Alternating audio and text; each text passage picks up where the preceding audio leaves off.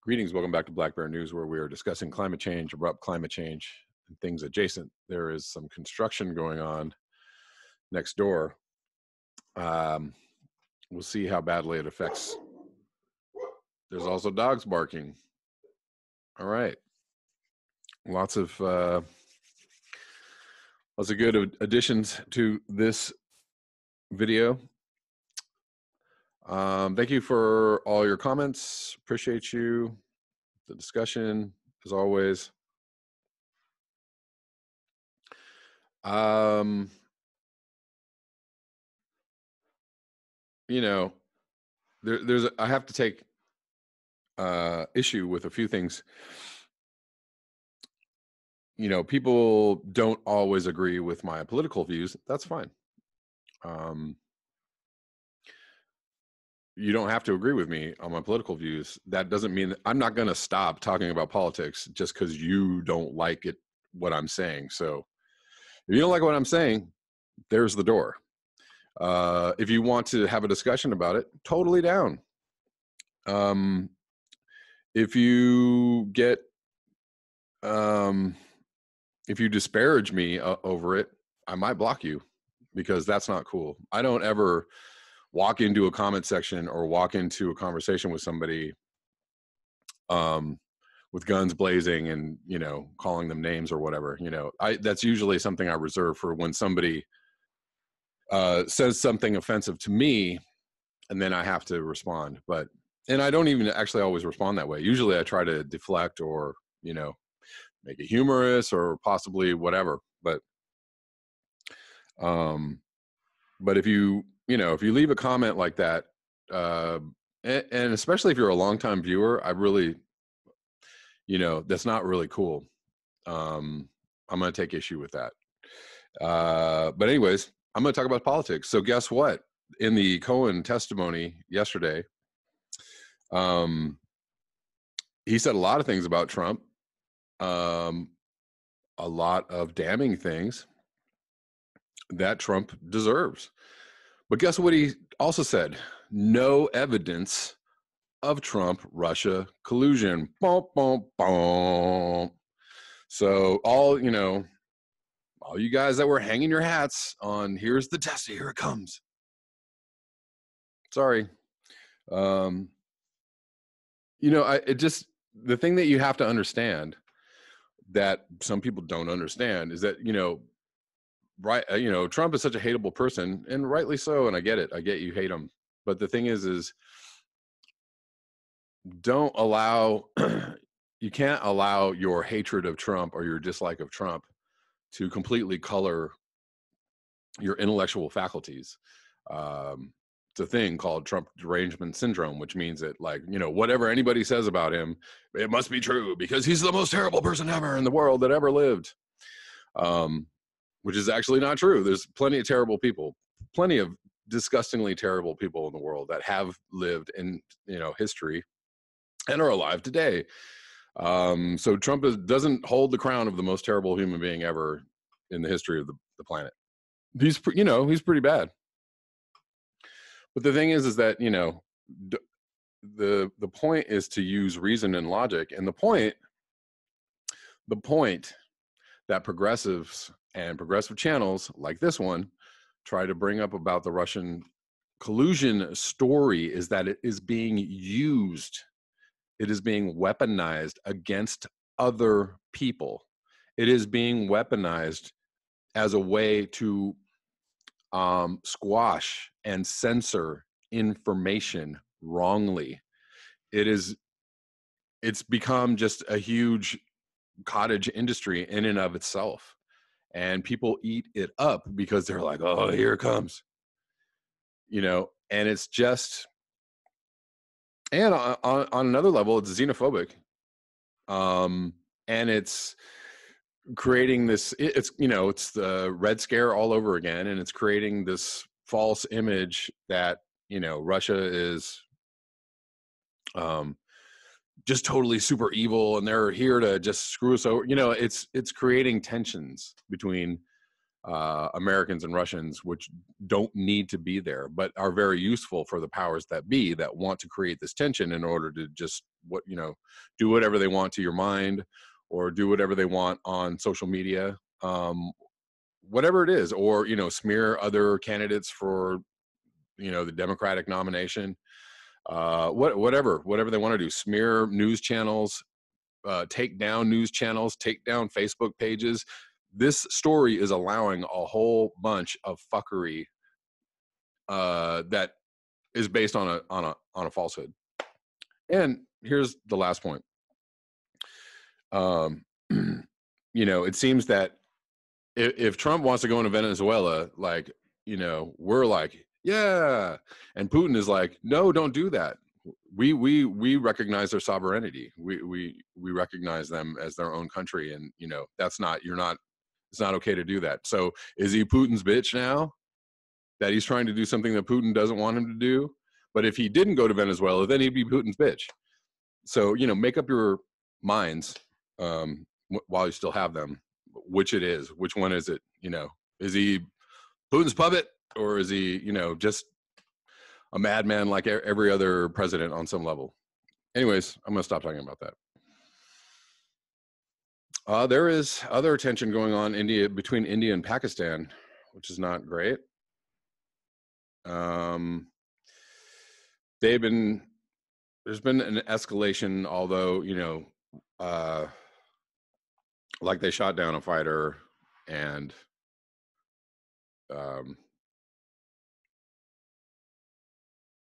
but they are returning the pilot, I guess, that was in the plane. So that's good. That's easing the tensions. So there was, just a little bit of a dust up, and everybody's, been a little concerned because both of those countries have nuclear weapons. Yay.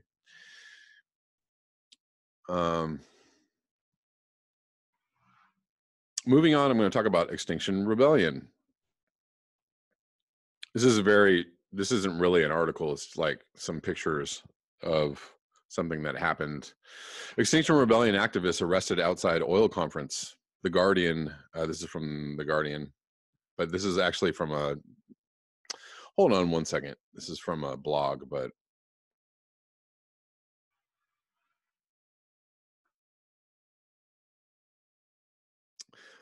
the headline is Extinction Rebellion activists arrested outside oil conference, and they glued themselves to the glass front doors of the Intercontinental Park Hotel in central London. And they were arrested. 9 activists from the environmental group Extinction Rebellion have been arrested after they glued themselves to the front of a central London hotel to demand the petroleum industry end its deeply immoral behavior in driving climate change. Specialist police officers spent about 2 hours unsticking the protesters from windows. That's funny. Wait, hold on. Oh, hold on. Well, let me get this. Oh, hold on. We just got to chip this right here. I don't know if that was kind of more on the Cockney side. Hours unsticking protesters from windows next to the entrance of the Intercontinental Park Lane Hotel in Mayfair, which is hosting an oil and gas industry conference. As one protester was led to a police van, she said, "I've been a very law-abiding citizen all my life, but I realize now that it's not really working. I'm a mother of 2 girls, and I'm really terrified about their future. We can't just carry on like this." Another said the petroleum industry has been complicit in the destruction of our environment, and they have been making money out of selling products that are harmful, and we need them to stop. And that's pretty much it. I'm going to link this below if y'all want to look at that. So yesterday I was talking about the Yellow Vests and Extinction Rebellion, and the fact that I'm behind both tactics. I once had a friend who was in African American studies. This was a long time ago, and did like a report, basically a paper about the fact that it was both sides of the civil rights movement that actually produced the change. There was the Martin Luther King, peaceful protest, and then there was the Malcolm X by any means necessary tactic, excuse me. So one prong of the um, of the movement was, basically asking for change, and the other prong of the movement was basically threatening, you know, a more threatening, had a more threatening, maybe promoting violent stance. And his theory was that it was both of these movements, these sides of the movements working in conjunction with each other, that scared the powers that be enough into like going, oh, we can't. This is gonna get worse. This is gonna get ugly. And this is all over the news. Back when they used to actually cover the news, back when the media was actually gave people, half the reason why the Vietnam War protests all happened was because you saw the Vietnam War on TV. They don't show wars on TV anymore. They just show, they show a missile like, pew, there's a missile. Or we're in the war that we're waging. They don't ever show bodies or dead bodies of soldiers, or they don't show any of the nasties because, of course, people might be upset about that, and we can't have that. We want them to know that wars are going on in this clean little room over here, and you can just live your life and be happy, even if other people are dying. But yeah, so it's a really good idea to raise your voice in any way possible, because you actually can get movement. And I had something to back that up. Hold on one second. And here we go. Story from Live Kindly, which is I don't know if it's a website, I guess. But they are carrying a story. Their headline is Teens Convince EU to Spend $1.3 trillion on the Environment. 16-year-old Swedish activist Greta Thunberg, together with thousands of European teens, has convinced the European Union to spend more than $1 trillion on fighting climate change. Thunberg recently addressed the European Commission, accusing adults of not acting quickly enough on major climate change issues. EU Commission President Jean-Claude Juncker was impressed by the teenager's speech and passion for the cause. In the past few years, I have often believed that young people did not want to take center stage for important events, he said following the speech. I am wrong.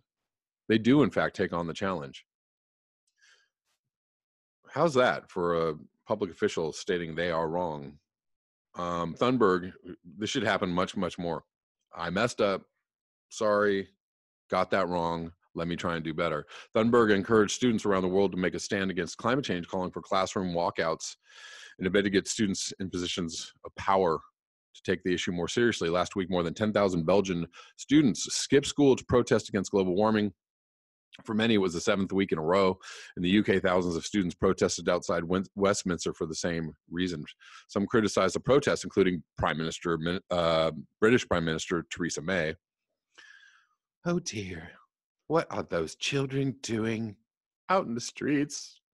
However, according to The Telegraph, the leader of the UK's Labour Party, Jeremy Corbyn, said it was inspiring to see the students make their voices heard. There you go, Jeremy Corbyn.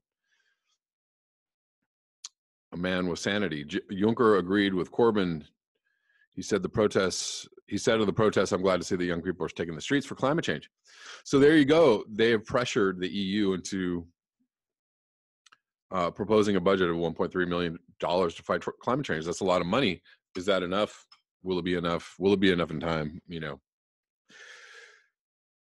Lots of thoughts on that, I'm sure. But that's what you get when you get in the streets, or that's what you get when you raise your voices. That's what you get when you talk about the problems and the possible solutions and the need for action. You get some action. Keep on going. More power to the people, and power to Greta Thunberg, and Extinction Rebellion, and power to the Yellow Vests. Speaking of Yellow Vests, I was talking about it's good to have demands. So somebody sent me a list of their demands, and it's really long. They actually have an incredibly long, huge list of demands. So that whole article about what do they want? We don't know. Of course, NBC News, full of shit. the bands of France's Yellow Vest is uploaded by France Bleu, November 29th. So November 29th, they had a whole list of demands months ago, guys, months ago. MPs from France, we inform you of the people's directives for you to transpose them into law. I'm going to read these as quickly as I can because this list is long, you guys. Zero homeless, urgent, number 1. Income tax more progressive, more slices. SMIC, I don't know what that means. Minimum wage for growth, I guess is what that means, of 1,300 euros net. And I don't know if they're talking about weeks or a month. I don't know what. Not sure. Promote small businesses, villages, and city centers. Stop the construction of large commercial areas around big cities that kill small businesses and free parking in city centers. Large insulation plan for housing. To make ecological savings for households that big, MacDo, Google, Amazon, Crossroads, pay big. And that small, artisans, TPE, PME, SME, and micro enterprises pay small. As in fair tax representation is what they're trying to say. I think same system of social security for all, including artisans and self-entrepreneurs. End of the RSI, the social regime of the self-employed. And that's an interesting thing that a lot of people don't talk about. Obviously, if you own your own business, like you have to pay into Social Security. If you don't pay into Social Security, I've had my own business for years and never paid into Social Security. So guess what I'm getting when I retire? I don't know. Maybe nothing. Something I think about very rarely. Who knows if there's a need? The pension system must remain in solidarity and therefore socialized. No retirement at peak. I don't know what that means. End of the tax increase on fuel. No pension below 1,200 euros. Again, I don't know if they're talking about a month, a week, or what. Any elected representative will have the right to a median salary. His transport costs will be monitored and reimbursed if they are justified. Right to the restaurant ticket and check holiday. Meaning paid holidays, I'm assuming. The wages of all French people, as well as pensions and allowances, must be indexed to inflation. Protect French industry, prohibit relocation. Protecting our industry is protecting our know-how and jobs. End of detached work, where posted workers are sent by their employer to carry out a service in another European country on a temporary basis. It is abnormal that a person who works on French territory does not benefit from the salary and the same rights. Anyone authorized to work on French territory must be equal with a French citizen, and his employer must contribute to the same height as a French employer. For job security, further limit the number of fixed-term contracts for large companies. We want more CDI. They default open-ended or permanent work contract in France. So this is a very detailed list, guys. Very specific. End of the CICE, tax credits. Corporations can claim on all salaries, 2.5 lower than French minimum wage, using the money for launching a French car industry that has hydrogen, which is truly ecological, unlike the electric cars. So this is an interesting point.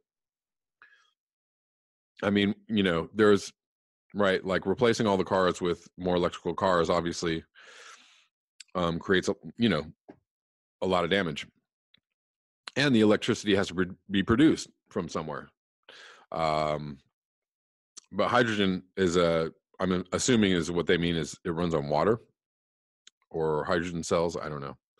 I'm not really familiar with hydrogen technology. But you know what? I have seen videos. This is an interesting thing. I'll just sidetrack for a second.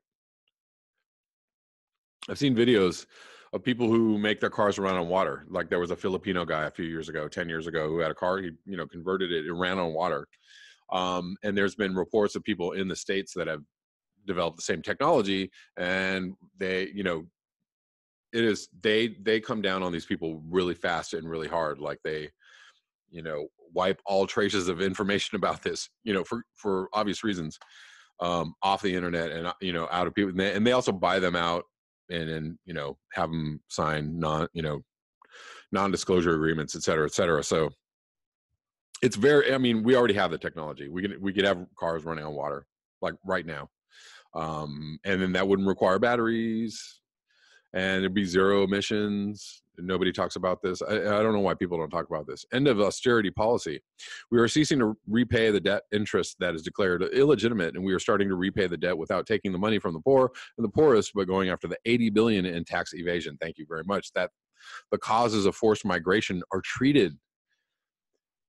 Interesting that the causes of forced migration are treated. And a lot of the causes are what? Climate change, war, etc. The asylum seekers are well treated. We owe them housing, security, food, and education for the minors. Work with the UN to have host camps open in many countries around the world, pending the outcome of the asylum application. This is, very compassionate. That the unsuccessful asylum seekers be returned to their country of origin. That a real integration policy be implemented. Living in France means becoming French. Okay, whatever. I'm not like totally into like, you must be French or you must be American, but there are requirements for being a citizen, I guess. I don't know that it needs to be homogenized, but whatever. Maximum salary fixed at 15,000 euros. It's another great point. Maximum salary. Jobs are created for the unemployed. Increase in disabled benefits. Limitation of rents and low rent housing, especially for students and precarious workers. Prohibition to sell property belonging to France. Airport dam. Substantial means granted to justice, the police, the gendarme, and the army. That law enforcement overtime be paid or recovered. Interesting. All the money earned by highway tolls will be used for the maintenance of motorways and roads in France and road safety. Since the price of gas and electricity has increased since privatization, we want them to become public again, and that prices fall significantly. There you go. Nationalize that gas and electric. Immediate end to closure of small chains, post offices, schools, and maternity homes. I don't know what that means. All right, private post offices, schools, and maternity homes. Let's bring well-being to our elderly people. Prohibition of making money on the elderly. The gray gold is finished. The area of gray well-being begins. Maximum 25 students per class from kindergarten to the final year. Substantial resources brought to psychiatry. The people's referendum must enter the Constitution. Creation of a readable and effective site, supervised by an independent control body where the links can make a proposal of a law. If this bill obtains 700,000 signatures, then this bill will have to be discussed, completed, and amended by the National Assembly, which will be obliged 1 year to the day after obtaining the 700,000 signatures to submit to the vote of the French. That's direct democracy right there. Return to a term of 7 years for the President of the Republic. The election of the deputies 2 years after the election of the President of the Republic made it possible to send a positive or a negative signal to the President of the Republic concerning his policy, so it helped to make the voice of the people heard. Retirement at age of 60 for all those who worked in a trade using the body. A right to retirement at 55 years. A 6-year-old child is not able to look after him or herself. Continuation of the alphabet soup help system that until the child is 10 years old. It's PAJEMPL or PAJemploy, I guess. Promote the transport of goods by railway. No deduction of tax at source. End of presidential allowances for life. Prohibition of charging retailers a fee when their customers use the credit card. Tax on marine fuel, oil, and kerosene. This list is non-exhaustive, but thereafter, the will of the people will be heard and applied by means of the creation of the popular referendum system, which will have to be quickly set up. Members of Parliament make our voice heard in the Assembly. So, boom. This is great. This is a great list. Don't let them tell you the lies. They know what they want. And what they want are good things, really good things. Obey the will of the people, apply these guidelines, yellow vest, cut taxes 25% of GDP, half of current levels. So they're taxed quite high in Europe, but they also have, like free healthcare and free school, and they have a lot more services for their taxes. However, that doesn't mean that they, it depends on where those taxes are going, right? If 25% is going to the military and the other 25% is going to services, imbalance. Better public services, massive hiring of civil services servants to this end. Leave EU and NATO. That's also an interesting point. Default on public debt, new constitution on immigration, prevent migratory flows cannot be accommodated or integrated, given the profound civilizational crisis we are experiencing. That's also interesting, and I don't know. Anyways, I had to read that whole thing. That took up a lot of time. That's okay. There is a list. There is a list. So I was trying to read this article, which is really long. I'm probably not going to read the whole thing, but I'll read a little bit of it and I'll list it below. Concrete, the most destructive material on Earth. After water, concrete, this is from The Guardian. After water, concrete is the most widely used substance on the planet, but its benefits mask enormous dangers to the planet, to human health, and to culture itself. In the time it takes you to read the sentence, the global building industry will have poured more than 19,000 bathtubs of concrete. By the time you are halfway through this article, the volume would fill the Albert Hall and spill out into Hyde Park. In a day, it would be almost the size of China's Three Gorges Dam. In a single year, there's enough to patio over every hill, dale, nook, and cranny in England. After water, concrete is the most widely used substance on Earth. If the cement industry were a country, it would be the third largest carbon dioxide emitter in the world, with up to 2.8 billion tons, surpassed only by China and the US. The material is a foundation of modern development, putting roofs over the heads of billions, fortifying our defenses against natural disaster, and providing a structure for healthcare, education, transport, energy, and industry. Concrete is how we try to tame nature. Our slabs protect us from the elements. They keep the rain from our heads, the cold from our bones, and the mud from our feet. They also entomb vast tracts of fertile soil, constipate rivers, choke habitats, and acting as a rock-hard second skin, desensitize us from what is happening outside our urban fortresses. Our blue and green world is becoming grayer by the second. By one calculation, we may have already passed the point where concrete outweighs the combined carbon mass of every tree, bush, and shrub on the planet. Our built environment is in these terms outgrowing the natural one. Unlike the natural world, however, does not actually grow. Instead, its chief quality is to harden and then degrade extremely slowly. All the plastic produced over the past 60 years amounts to 8 billion tons. The cement industry pumps out more than that every 2 years. But though the problem is bigger than plastic, it is generally seen as less severe. Concrete is not derived from fossil fuels. It is not being found in the stomachs of whales and seagulls. Doctors aren't discovering traces of it in our blood, nor do we see it tangled in oak trees or contributing to subterranean fatbergs. We know where we are with concrete, or to be more precise, we know where it is going, nowhere, which is exactly why we have come to rely on it. This solidity, of course, is what humankind yearns for. Concrete is beloved for its weight and endurance. That is why it serves as the foundation of modern life, holding time, nature, the elements, and entropy at bay. When combined with steel, it is the material that ensures our dams don't burst, our tower blocks don't fall, our roads, our tower blocks don't fall. You mean our twin tower blocks? Our roads don't buckle, and our electricity grid remains connected. Solidity is a particularly attractive quality at a time of disorienting change. But like any good thing in excess, it can create more problems than it solves.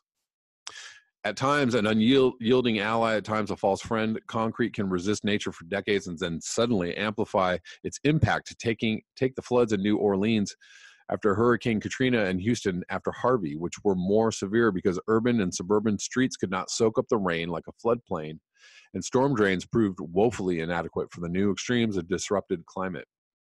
It also magnifies the extreme weather it shelters us from. Taking in all stages of production, concrete is said to be responsible for 4 to 8% of the world's CO2. Among materials, only coal, oil, and gas are a greater source of greenhouse gases. Half of concrete's CO2 emissions are created during the manufacture of clinker, the most energy-intensive part of the cement-making process, but other environmental impacts are far less well understood. Concrete is a thirsty behemoth, sucking up almost a tenth of the world's industrial water use. It's often strained supplies for drinking and irrigation because 75% of this consumption is in drought and water-stressed regions. In cities, concrete also adds to the heat island effect by absorbing the warmth and the sun and trapping gases from car exhaust and air conditioner units, though it is, at least, better than darker asphalt. It also worsens the problem of silicosis and other respiratory diseases. The dust from windblown stalks and mixers contributes as much as 10% of the coarse particulate matter that chokes Delhi, where researchers found in 2015 that the air pollution index at all of the 19 biggest construction sites exceeded safe levels by at least 3 times. Limestone quarries and cement factories are also often polluting sources, along with the trucks that ferry materials between them and building sites.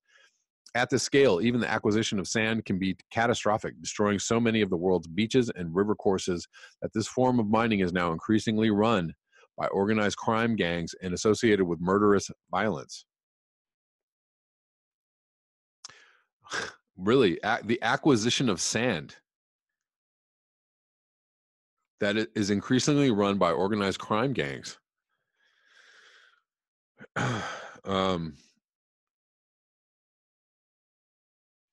This is a really long old article, and I'm not going to read the whole thing. I just don't have time.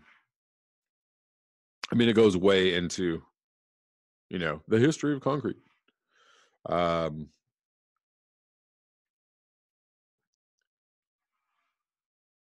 Today, China uses almost half of the world's concrete. The property sector, roads, bridges, railways, urban development, and other cement and steel projects accounted for a third of its economy's expansion in 2017. Every major city has a floor-sized scale model of urban development plans that has to be constantly updated as small white plastic models are turned into mega malls, housing complexes, and concrete towers. But like the US, Japan, South Korea, and every other country that developed before it, China is reaching the point where simply pouring concrete does more harm than good. Ghost malls, half-empty towns, and white elephant stadiums are a growing sign of wasteful spending. Take the huge new airport at Luliang, which opened with barely 5 flights a day, or the Olympic Birds Nest Stadium, so underused that it is now more a monument than a venue. Although the adage, build and the people will come, has often proved correct in the past, the Chinese government is worried. After the National Bureau of Statistics found 450 square kilometers of unsold residential space, the country's President Xi Jinping called for the annihilation of excess developments. And this article just continues to go on and on. On and on.